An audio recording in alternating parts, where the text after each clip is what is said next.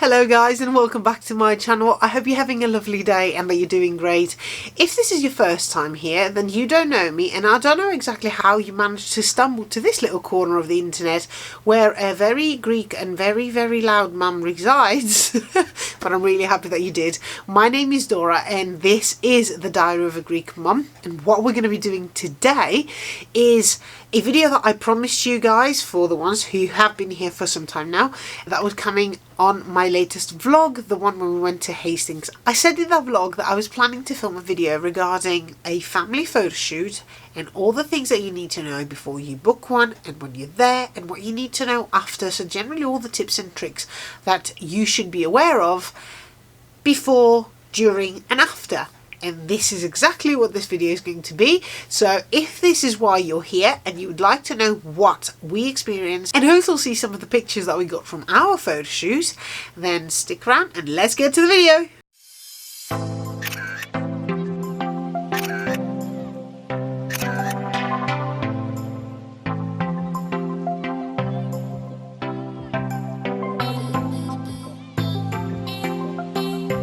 I also want to say, before we even go into the photo shoot tips and tricks video, that if you've been here for some time now, then you've probably noticed that there was no video for the last week. Basically, we kind of skipped 2 videos, and there is a reason why. I think you can actually hear my voice that it's not back to like a normal register. I had a horrible cold that I am still recovering. I still have a really blocked up nose, which I absolutely hate, but it's not just a cold. I obviously have Andromeda that I need to care for, who is 5.5 months old now. She's going to be 6 on the 15th of August. And also we had an emergency pyometra operation on Mocha, our dog. Now if you follow me on Instagram, which I'm going to leave the handle somewhere here, then you've probably seen, because I've mentioned it there, that it came out of the blue. We weren't expecting it. We had noticed that Mocha wasn't feeling herself much, and I think the big red flag was when I opened a bag of crisps and she didn't even move from her little blanket, the spot where she usually lays. She just looked at me and she didn't move. Mocha loves crisps more than she loves anything else, to be honest, and I knew for a fact if she's not getting up, then she's in pain or something's going on. And that's when we kind of got like on the phone, straight to the vet, got her in, got her checked, and eventually we got an antibiotic shot at the beginning, the first day when we went to the vet, because they had said that it may be something as simple as dog thrush, but unfortunately it wasn't. So we had to go back in the next morning, and they checked her again, and they told us that it's ideal for us to have a blood test so they can see if there are signs of infection, and then to have an ultrasound done, which we said yes to. After those came back, we found out that she had signs of infection, and the ultrasound showed a lot of pus in her uterus, so she was rushed in for an emergency pyometra operation.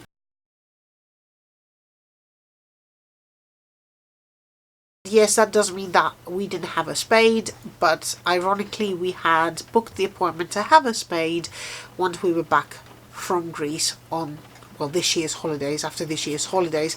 So it was kind of the irony of having to do it before as an emergency rather than have it as a planned operation. But the good thing is that we had it done. She was fine. We got her back home on the same day, on the same afternoon, and she has been recovering ever since. And I had to be constantly checking for her to make sure that she's not going to lick her stitches, and she's not going to do anything bad to herself, and she's not going to infect herself worse, or that there's not going to be any form of, I don't know, sepsis around the wound, or swelling or anything like that. So I had to take care of Mocha, and I had to give her pills, and I had to make sure that she's eating and she's drinking enough, and I had to make sure that the baby is fine, that Andromeda is fine. And on top of all of that, I had a fever, and I was shivering, and I felt like a ton of bricks had collapsed on me.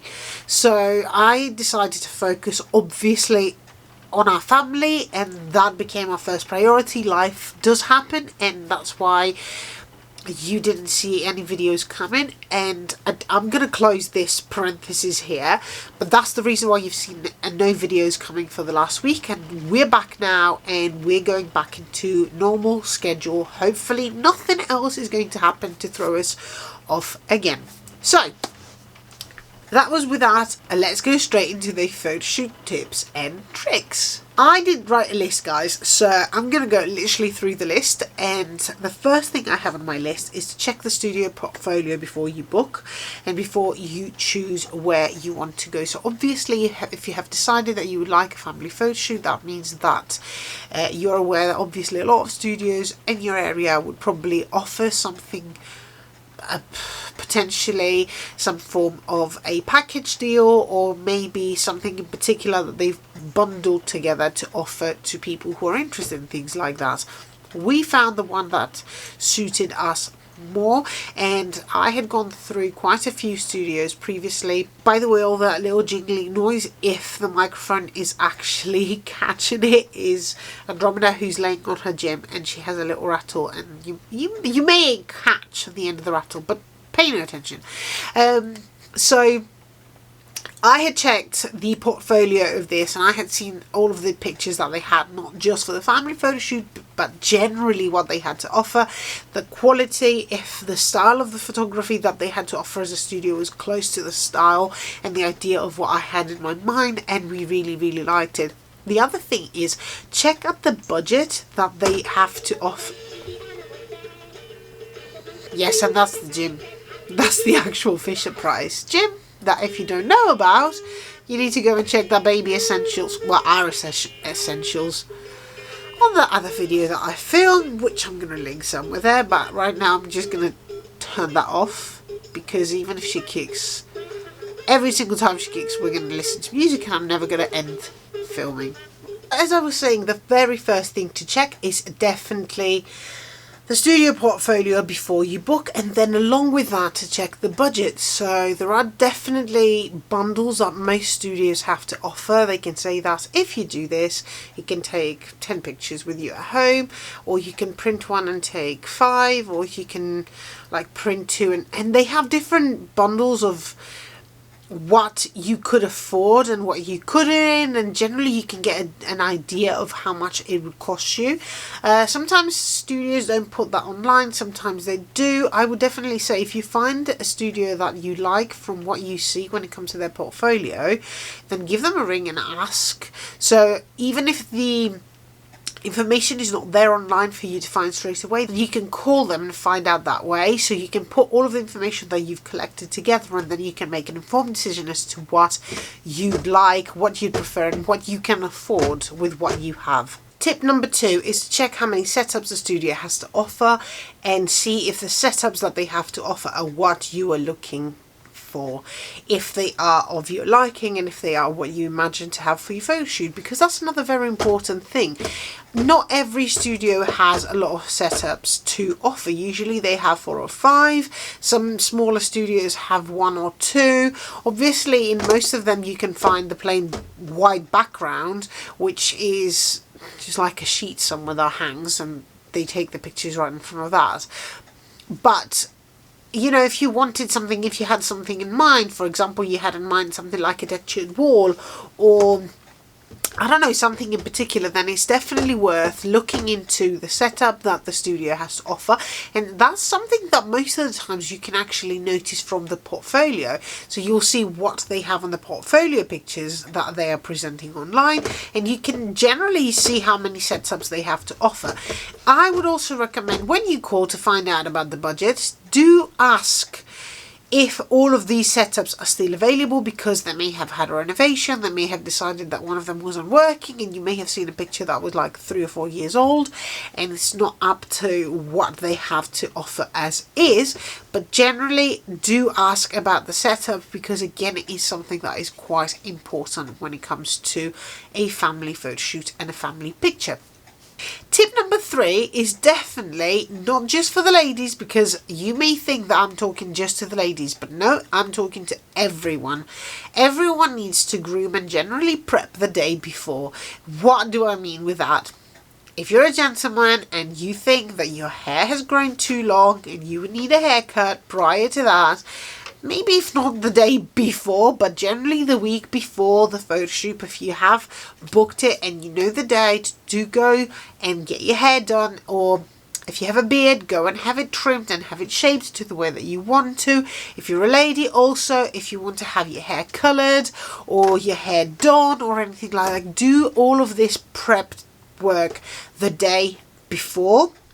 So you don't have to worry on the day when you wake up and you're basically getting ready to go to the studio that, oh God, I need to do this. Oh, look at me, I look dishevelled or whatever. Tip number 4 would go hand in hand with tip number 3. And that will be that you need to plan the outfits. And obviously you need to plan your makeup, ladies. I will say keep it simple, keep it minimalistic, keep it classy. Just a plain face, do put your makeup, do put your foundation, do cover those black circles, because I know motherhood, yes, no one has the beautiful glow that everyone says, you know, we're not teens anymore, unfortunately. You do have the dark circles, we do have the tired skin, sometimes the dehydrated skin as well. So do put your makeup on, but do keep it minimalistic and classy. You are not getting ready to go to the club or the pub or wherever for a night out. You should not have too much on your face. You should be flattering all of your natural beautiful features without overdoing it. And when I say keep it classy, my personal preference is that you keep minimal makeup in the rest of the face, and what you do is that you do like a red lip or generally a really classy color on your lip, so you don't overdo anything else. So that way you will make your features show, but at the same time you will have like a stunning lip to capture you on the picture, so you have a focal point on the picture. And when I say plan your outfits, what I mean is that if you decide that you want to wear an outfit that has a beautiful pattern, that you have like a dress that fits fantastic and it will make your figure look amazing and yada yada yada and all of that, the best thing to do is, if you are having this photo shoot because you want to focus on one person, for example, we had a newborn, we wanted all the focus to go to Andromeda, we didn't want to steal the focus away from the baby. What you have to think about is that you need to keep away from all patterns. So you need to wear something that is ideally just the one colour, and ideally the one colour that is not going to be too bright and too engaging to the eye. So you don't want to take away the focus from where you want the focus to be. If you have a big family, you have 3 kids, and that's just a photo shoot that you want to memorialize the moment and you don't want anyone to pretty much stand out, then it's fine. You can all wear natural muted slightly colors that will kind of blend with each other, and that way you're not going to focus on one person. But if you want pictures to stand, one person to stand out, then you should keep it simple. So what we did after I spoke to the photographer, he said you keep your clothes simple, you keep your clothes quite plain in a way, but do give the baby something that will make her stand out. So I went back to what I was thinking of wearing and we planned the whole thing again, and we ended up with a plain blue shirt for my partner. I wore a plain blue dress, so nothing that would take the eye and the focus away from Andromeda. And although she was wearing a blue denim dress as well, she had a lot of flowers that were embroidered on her dress, and she had a bright pink headband on her hair, well, head wrap on her head, that was literally the focus of attention in the picture. She wanted to join in. She wanted to be in this video, so I just, well, we are talking about photo shoot that she was the main focus on, so I couldn't say no. So here she is. She's going to be with us unless she decides that she wants to go back to her gym. So I'm going to go into tip number 5, and that would be to have a few poses that you already have in mind and to ask if you can recreate those. So a lot of the times when you go through the portfolio of a studio, you will see certain pictures. When you're researching into family photo shoots, you will see certain poses and certain things that you like a lot, and it's no harm to actually ask the studio if they could recreate some of those poses for what you want. After all, don't forget, You are the paying customer. Definitely pass them to them and see if you can have them recreated and see if you can have the end result that you want. You're paying for it. You have every right to ask if they can recreate it. Now, I'm going to insert a picture here where you're going to see it's one of the main pictures that we took. It is the one that I have printed for all of the grandparents. It is a very stereotypical, very photo shoot, family photo shoot-esque picture, and that's because we wanted one of them so we can print it and give it to the grandparents, and we wanted that as well so we can use it potentially on like Christmas cards and things like that if we decide to print our own as a family. Yeah, she has started talking now, so that's her joining in with us, which I find adorable if I'm honest. But yeah, definitely check what you like and see if there are poses and if there are particular styles that you would like to do, and ask if you can recreate them.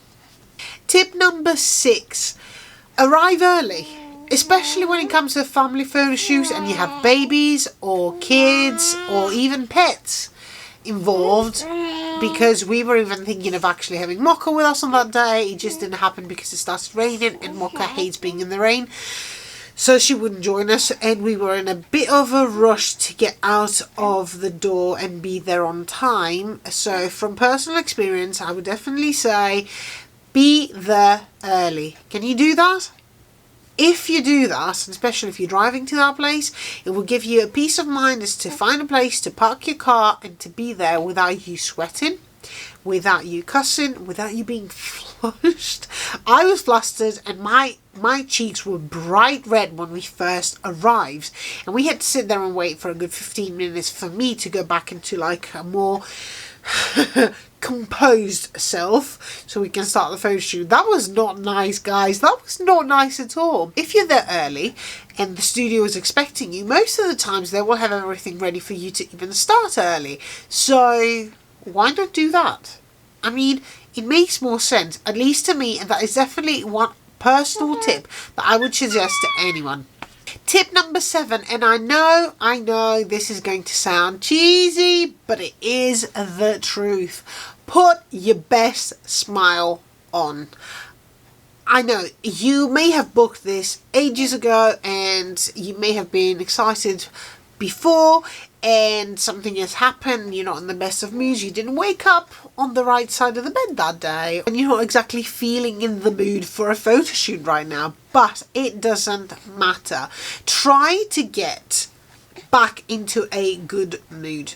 No matter what, remember to put your biggest smile on and be happy on the day, or as much happy as you can be. Tip number 8, and that's quite an important one because it's all about after the photo shoot. So you finished, you are done, you're going into the room to pick the pictures that you want to keep, because like I said at the beginning, most studios will offer you a bundle, so you'll have like 5 pictures from the amount of pictures that you took, and usually in a normal photo shoot of that lasts about an hour, the average amount of pictures taken is about 100. I'm not kidding you guys, it's about 100. It can even be more depending on how many different poses you had in mind, because all of these cameras that they use are high speed, so they will take so many stills in succession, and you get to pick from those successive pictures the ones that you want. And that's where my tip is. Pick the ones that you like, the ones that you fall in love with, and not the ones that the photographer may suggest you go for. Why am I saying that? Because you may see something in one of those pictures. Rewind. Let's start at the beginning. So ask to see all of these pictures, not just the ones, because originally the studios will handpick, I don't know, 30 to show you instead of showing you the whole film, the whole shebang that they got. Instead of doing that, ask them to show you every single time all of the successive pictures in groups. So you can see all of these pictures and you can choose from those successive pictures which one you like the most and which one you want printed or which one you want in your bundle.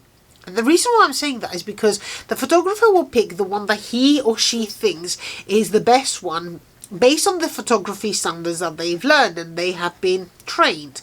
But you may see in one picture, for example, one of your kids pulling a smile that you know that is mischievous in particular, or that it reminds you of their grandparent, or you will see like a flicker of something that is unique to you and to your family, and it is definitely worth memorializing that rather than that perfect little still that the photographer has deemed amazing and that you should be going for that one.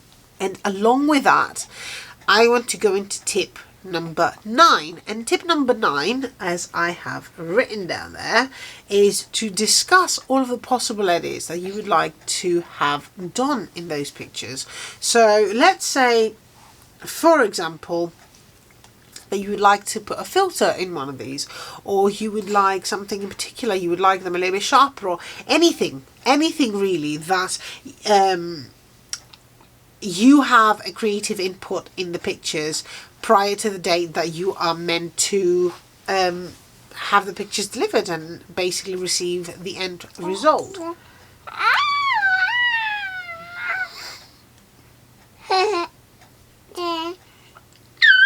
See, she's agreeing as well.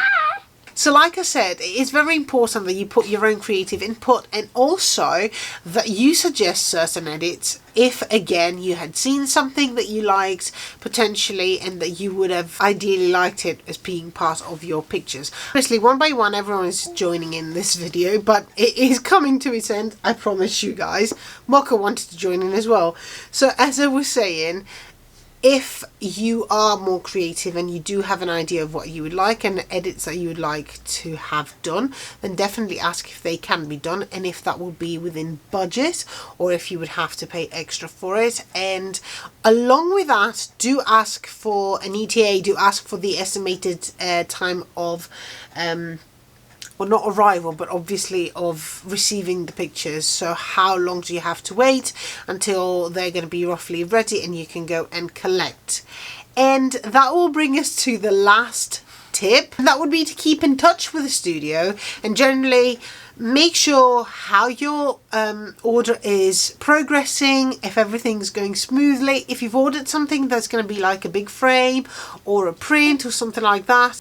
And I do believe this will bring us to the end of the video. I really do hope that you got some information and some tips for your family photo shoot and that you're actually considering having something like that done. I know for a fact that we personally have agreed that every single time we have a new baby joining the family, then we're going to be having one to update in a way how the family is growing, and to have the newest picture on the wall in our house to commemorate the whole addition to the family.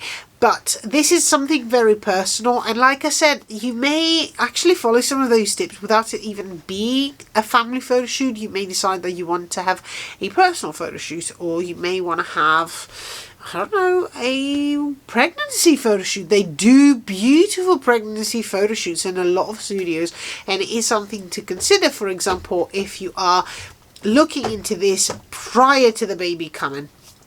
Also, one thing I wanted to mention at the end, kind of like a mini tip or mini trick if you want to. A lot of these studios do have offers and offer vouchers on special days, so we picked up ours on Black Friday. So the original bundle that I got was dirt cheap. We had a print and the photo shoot for, if I am correct, it was only £20, just because it was, you know, it was a voucher for Black Friday. Obviously we upgraded to that because I didn't just want one print, we wanted more than just that, so we upgraded our original bundle that we bought.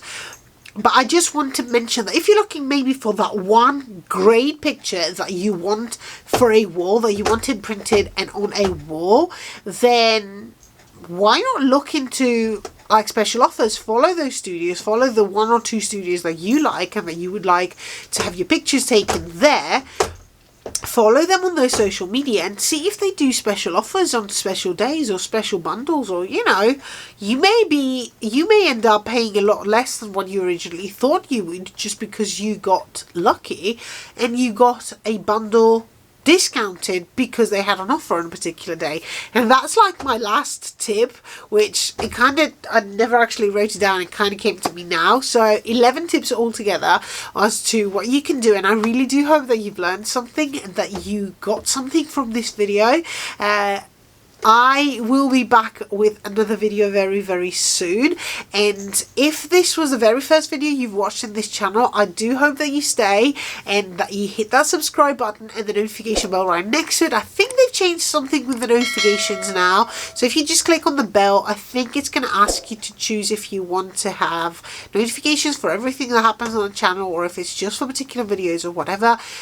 I don't know exactly. I would only say click on that subscription button and become part of this family that is growing slowly but steadily, and if you hit the bell, then you will be notified as to when I upload the next video, hopefully after the changes. And this channel doesn't just have tips and tricks and things like that, but we also have hauls. We have grocery hauls as well, and meal planning, which one is coming very, very soon, guys. I've promised that.